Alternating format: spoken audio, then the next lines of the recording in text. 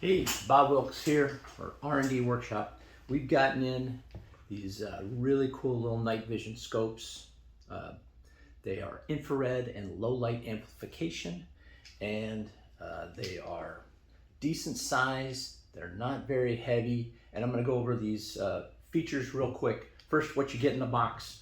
You know, it's a very scope-looking box. Pops open, nice packaging, well packaged manual that's actually in readable English, a charger for the one battery.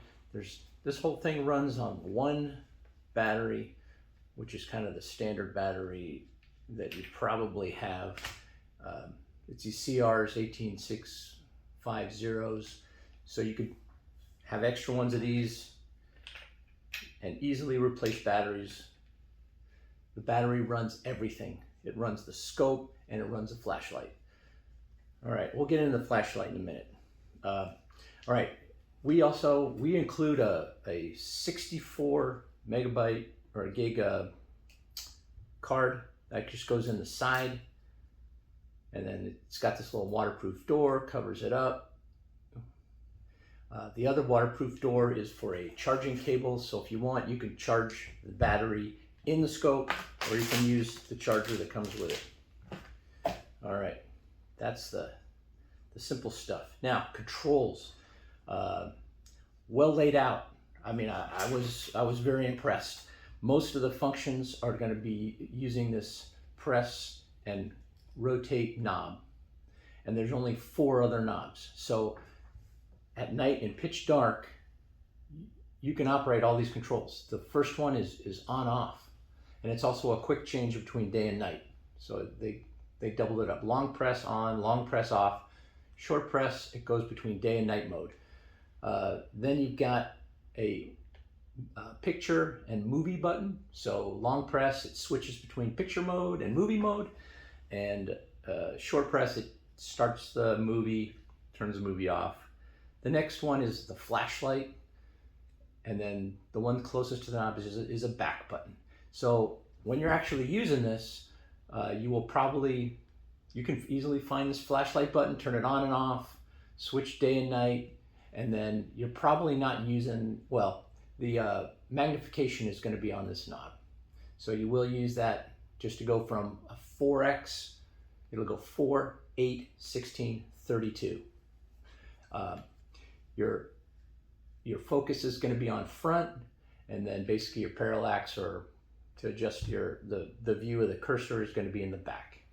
So, you set this, you forget it, you will have to be operating the focus, you'll probably be operating the zoom, maybe the light on and off. That's it. So these things are pretty sweet for, obviously scope mount. It comes with a Picatinny detachable scope mount. If you want, you can just take this off and put this on a tripod for just animal watching at night. If you want to see what's happening around your yard, if you want to look at nocturnal animals, this thing is great. For a scope, it's also really good. It's like a one-shot zero. You put the crosshairs on the center of your target, you take your shot, and then through a process of using this button and the back button, you keep your crosshairs on center, and then you move a different cursor over to where the shot actually hit. You press enter, and that's your new center. So it's a one-shot zero, pretty nice.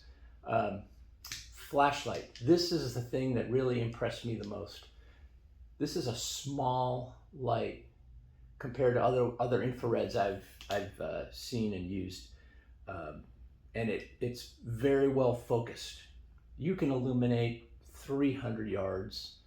No problem. I think it's because this beam must be very collimated and it's pretty narrow that it's still effective out at that distance, but very surprising.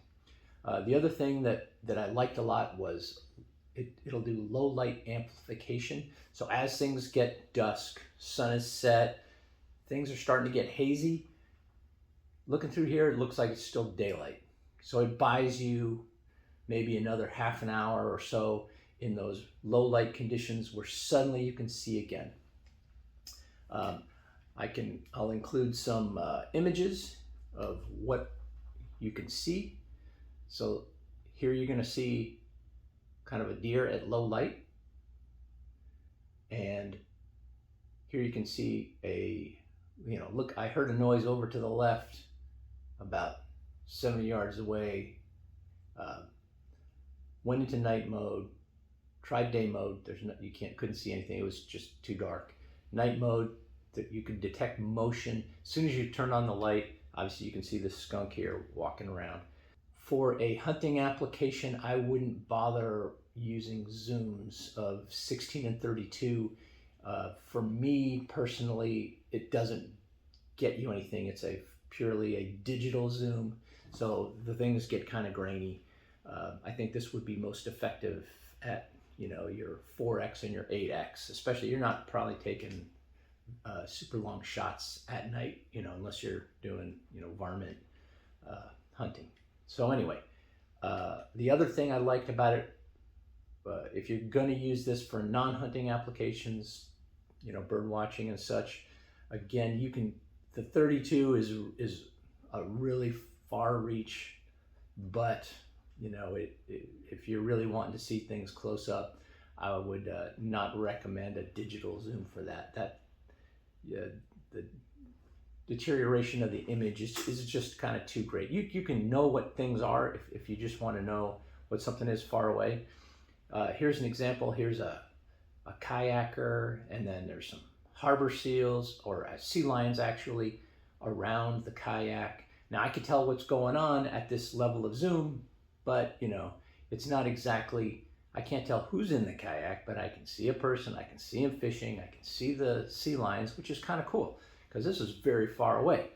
But in all honesty, it's not, if you really wanted to see things, I would go with a purely, optical type of scope. So this is the HI SC01 from ABC Scope, and we are selling it here at R&D Workshop. You can get it on our website. Nice little unit. The only other kind of features of note that I haven't mentioned yet, it does have a cover, which is also a light limiting cover. So during the day, you're probably going to use it like this.